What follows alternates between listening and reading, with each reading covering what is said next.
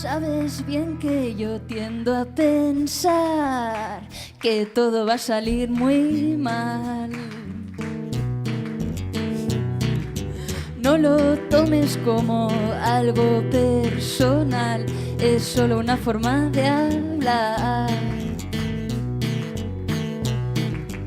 Cuando me haces esperar,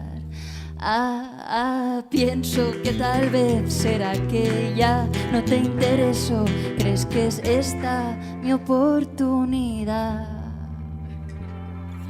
para olvidar? Te sé que así contado suena un poco exagerado, es solo una forma de hablar. No soy exigente, tal vez algo intransigente, pero sin autoridad. Cuando volvemos a hablar, se me van los miedos, solo veo vasos semillenos. Esta es mi oportunidad para recordar que Cali